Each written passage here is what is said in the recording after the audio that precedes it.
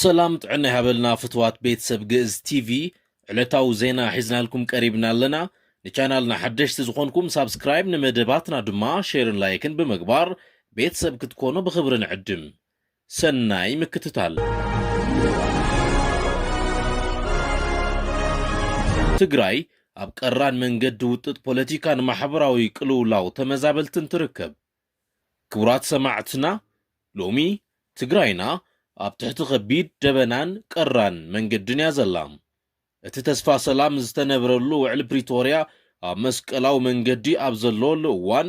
ኣብ መንጎ ህወሓትን ጊዜያዊ ምምሕዳርን ከምኡውን ምስቲ መንግስቲ ፌደራል ተፈጢሩ ዘሎ ውጥጥ ፖለቲካዊ ሰማይና ኣጸልሚትዎ ይርከብ እዚ ፖለቲካዊ ቃታ ነቲ ካብ መረበቱ ተመዛቢሉ ኣብ ዝተቐደደ ቴንዳ ዝነብር ዘሎ ህዝብና እንታይ ዓይነት መከራ ይጽበየሎ ሎሚ ብሰፊሑ ክንድህስሶ ኢና ሰማዕትና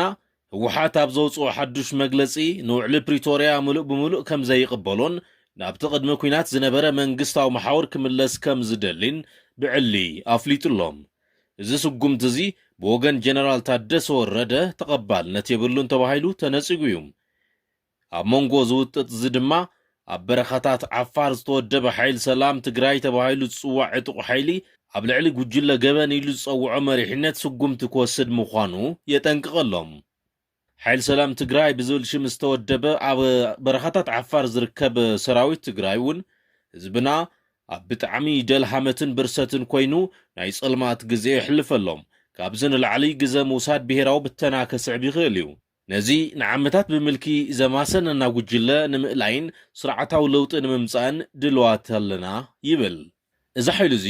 ትግራይ ዳግማይ ዓውዲ ኩናት ከይትኸውንን ናይ ውክልና ኩናት ንምውጋድን ኣድላይ መስዋዕቲ ክንከፍል ኢና ይብል ንኹሉ ኣባል ቲዲኤፍ ድማ ካብቲ ንውልቃዊ ጥቕሙ ዝሰርሕ ጉጅለ ወፂኡ ናብ ሓይሊ ሰላም ትግራይ ክጽንበር ጻውዒ ተቕሪቡ እዚ ኩነታት ትግራይ ኣብ መንጎ ሓዊ ዘለዎ ሰልሚ ከም ዘላ ዘርኢ እዩ ብወገን ህዝባዊ ወያነ ሓርነት ትግራይ ድማ ኣብ ዓፋር ዝተወደበ ዕጡቕ ጉጅለ ብብልጽግና ዘምወልን ዝድገፍን ምዃኑ ብምግላጽ ነዚ መግለጽ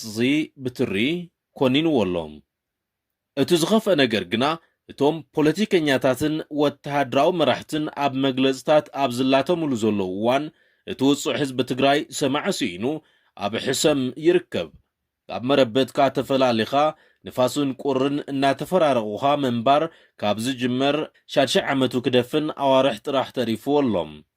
እታ ንግዜያዊ መዕቆቢ ዝተዋሃበት ቴንዳ ሎሚ ኣሪጋ ተቐዳዲዳ ከም ቆርበት በስቢሳም ዝብኢ ካብ ጓጓዲኡ ህፃን መንጢሉ ክወስድ ከሎ ዓለም ብስቕታ ትዕዘበላም ብሰንኪ ሕፅረት ምግብን ኣፋውስን ጥራሕ ኣብ ዝሓለፈ ሓደ ዓመት ልዕሊ 1300 ወገናት ኣብ መዕቆብታት ከም ዝሞቱ ይግለጽ ብሰንኪ እቲ ዝሓለፈ ሰሙን 9 ሚያዝያ 2018 ዓመተ ምህረት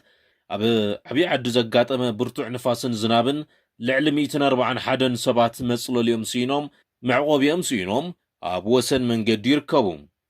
ኣብ መቐለ መዕቆቢ 70 ካሬ ዘለዎ ወገናት እውን ኩነታቶም ኣዝዩ ዘሰክፍ እዩ ኣብዚ ሕዚ እዋን ኣብ ኩሎም መዕቆቢ ተመዛበልታት ዘለዎ ኬንዳታት ካብ ጥቕሚ ወፃኢ ኮይኖም ኣለዉ ዝኾነ ዓይነት መጸገኒ ወይ ሓድሽ ኬንዳ ምዕዳል መፍትሒ ክኸውን ኣይኽእልን እንኮ መፍትሒ ናብ ስሩዕ መረበቱ ምምላስ ጥራይ እዩ ፖለቲካዊ ውጥጥ ይኹን ወተሃደራዊ ምፍርራሕ እቲ ኣብ ኣፍሞት ዘሎ ህዝቢ ዝምልስ ኣይኮነን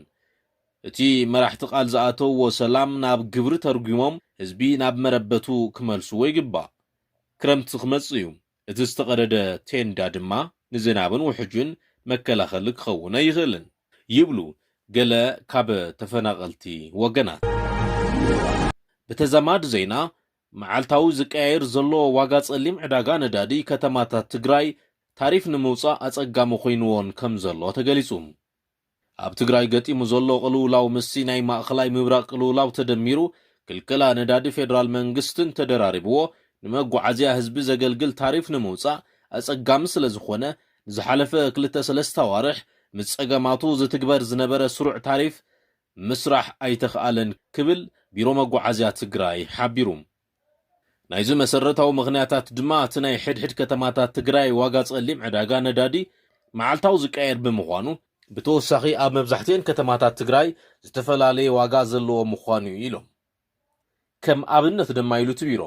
ናይ ሎሚ ዕዳጋ ነዳዲ ብመሰረት ጸብጻብ መሓውር ከተማታት ዝስዕብ ዘሎ እንትኸውን ኣብ ሰዓታት ናይ ምቅያር ባህሪ ከም ዘለዎ ማንም ዝፈልጦ ሓቂ ኮይኑ ከም ዝስዕብ ማእኸላይ ዋጋ ምርኣይ ይከኣል። ንኣብነት ኣብ መቐለ ንሓደ ሊትሮ ነዳዲ ልዕሊ 720 ብር ይሽየጥ። ኣብ ዓዲግራት ድማ 750 ቅርሺ፣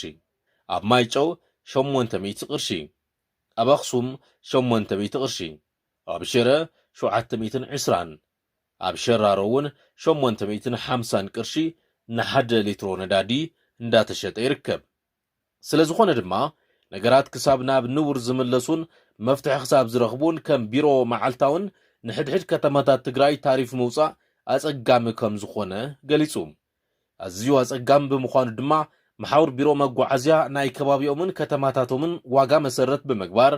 ሰብ ንብረት እውን ከይከስሩ ሕብረተሰብ እውን ከይብዝበዝ ፍትሓዊ ብዝኾነ ዋጋ ግልጋሎት ክወሃብ ድጋፍ ክገብሩ ጸዊዑ ኣለዎም። ክቡራት ሰማዕትና ትግራይ ኣብዚ ሕዚ እዋን ኢኮኖምያዊ ማሕበራውን ፖለቲካውን ቁልውላው ገጺምዋ ኣብ ከቢድ ወጥሪ ትርከብ። ነዚ ካብቲ ኣትያቶ ዘላ ወጥሪ ከውፅኣ ዝኽእል ናይ ህዝባ ምትሕብባርን ፖለቲካዊ ተገዳስነትን ኣዝዩ ኣድላይ እዩ። ንሎሚ ዘዳሉናይ ዜና ኣብዚ ይዛዘም። ኣብ ዝቕጽል ብኻልእ ክሳብ ንራኸብ ሰላም።